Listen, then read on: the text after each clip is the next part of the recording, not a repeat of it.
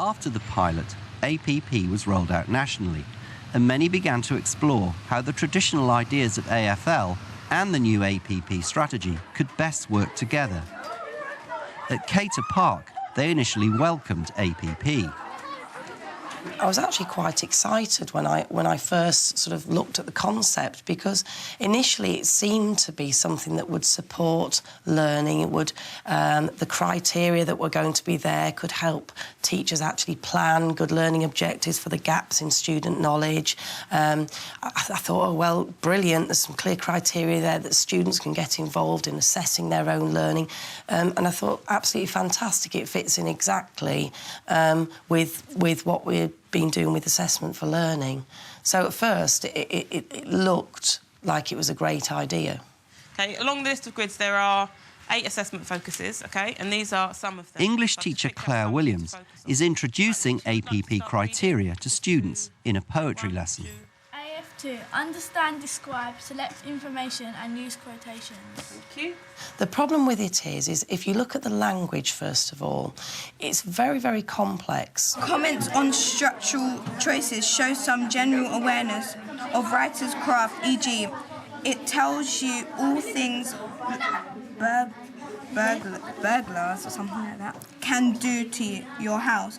And then the last section... It almost automatically excludes the possibility of students being involved in tracking their own progress. The second thing is the sheer volume of it. There are pages and pages of criteria of different strands, and it does seem a little bit unwieldy. What I found daunting, I don't know if you can... this sheet here, really. There's so much on it that it's been printed on A3. If you reduce it to A4, then most staff can't read it. Each APP grid consists of lists of criteria matched with national levels of achievement.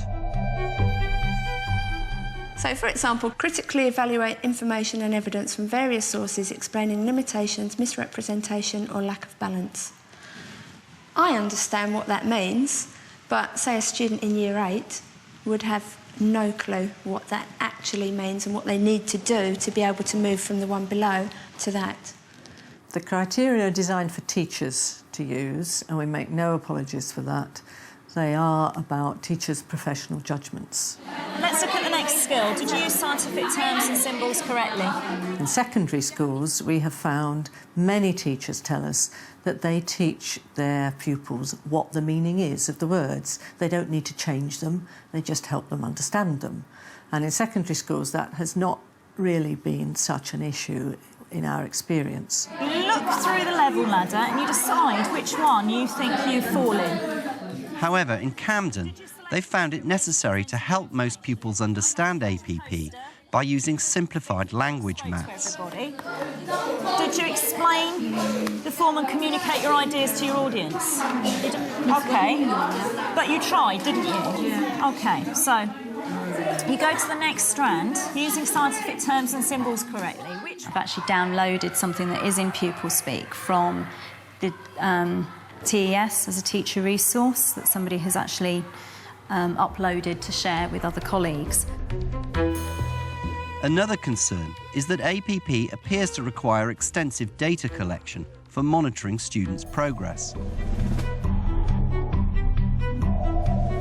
In practice, we've got 200 kids in each year, so year 7, 8, 9, that's 600 students, and we have no space. Where are we possibly going to file their work? Just so much evidence for every single thing on here. How are we physically going to keep this? What teachers have also said to me when I go to conferences is I can't be doing with all these enormous numbers of folders with lots and lots of things I'm supposed to put in them, and it's a great big burden and I can't cope with it, and I fully agree with them about that. We never intended that you had to have great big folders for every child and that somehow you couldn't manage to do APP if you didn't. So it is important to think about how to bring APP to life in the classroom by teachers understanding it from the inside not on the basis of bits of paper. But some schools prefer the more intuitive traditional model of AFL rather than the new data collecting focus of APP. It is possible that APP could support assessment for learning, but it has slightly muddied the waters, and it has meant that we are focusing on implementing the APP strategy instead of developing what was really quite a strong strategy in assessment for learning. It's a view shared by Dylan William, who believes APP has lost sight of the original formative spirit of AFL. I think, like most translations, it's captured some of the meaning and not some of the most important bits of the meaning. So yes, there has been a loss in the translation. If your approach to AFL makes any use of a spreadsheet, you're not doing the kind of AFL that makes the most difference to children. They've also left well alone the stuff that makes the biggest difference to children, which is how their teachers teach minute by minute and day by day. And it's just that change in focus that I think has been so counterproductive. Perhaps what I should do is make a distinction between assessment for learning, as Black and William have it, which is about day-to-day pupil involvement in their learning, which I do think is really important, and what APP offers, which is the link to national standards. So look for that card. Up till now, it's been a voluntary and flexible scheme, with over 9 in 10 schools taking it up. Okay, so you weren't sure? But APP is now at a crossroads. I know most of you... If it remains voluntary, schools could continue to customise it in ways that help the teacher adjust their teaching to how well students have understood the lesson. It's a good word to show when he's upset. For. But some fear that if APP is made compulsory and more uniform, it could become yet another form of summative assessment, used to test children and for Ofsted to monitor the performance of schools. Did you put that into level 5? There's always the fear that when it comes to looking at our standards, that they are going to want to see summative data based on the APP. If it becomes a summative tool, then it's going to become a bureaucratic nightmare. I think it is true, as far as I understand it, that Ofsted does expect to be able to see how schools trace progress and how they reach the outcomes that they do, and that they do know how their children are doing.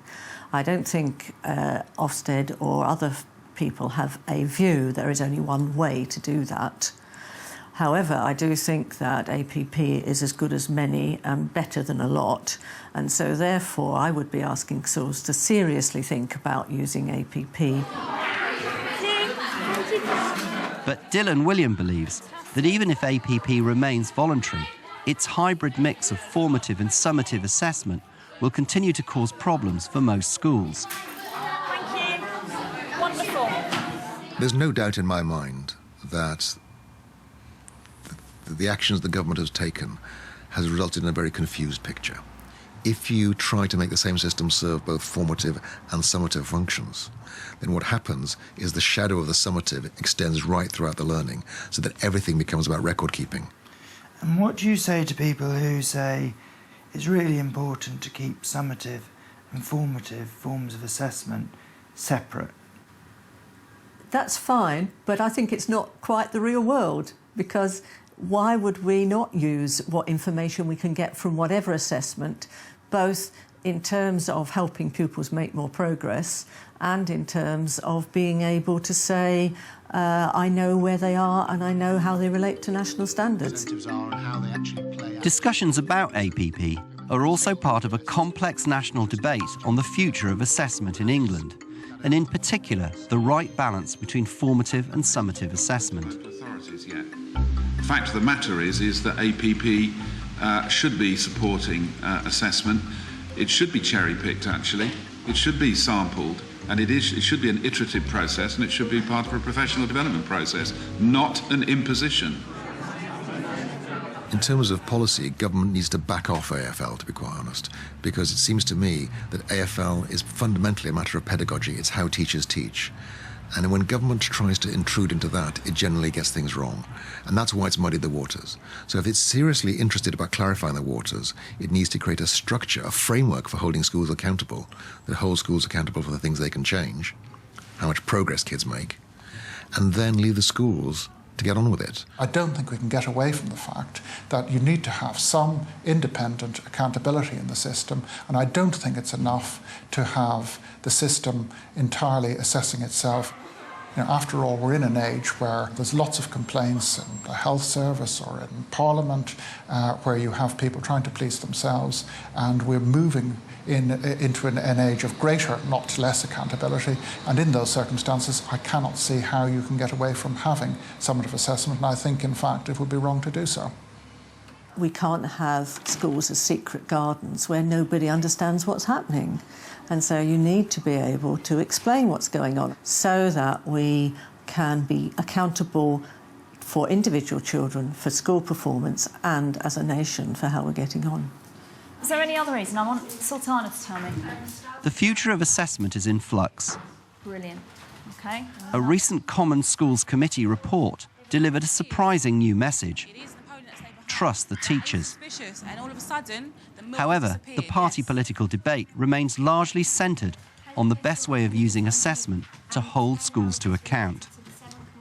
There have been some quite significant policy developments over the last 12, 18 months, particularly the proposals from the Tories to get rid of the SATS tests at the end of Key Stage 2 and replace them with tests at the start of Key Stage 3. And the government is also looking at supplementing league tables with report cards based on only partly on exam performance. But I think at a fundamental level, you don't see huge differences between the parties on assessment and accountability policy.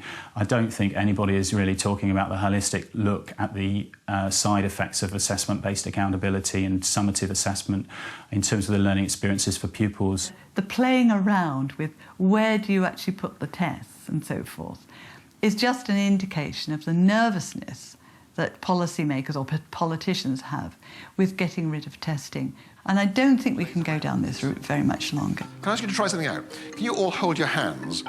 For the guru of AFL, the best way forward is to give summative testing a lighter footprint and to clarify the exact purpose of each form of assessment.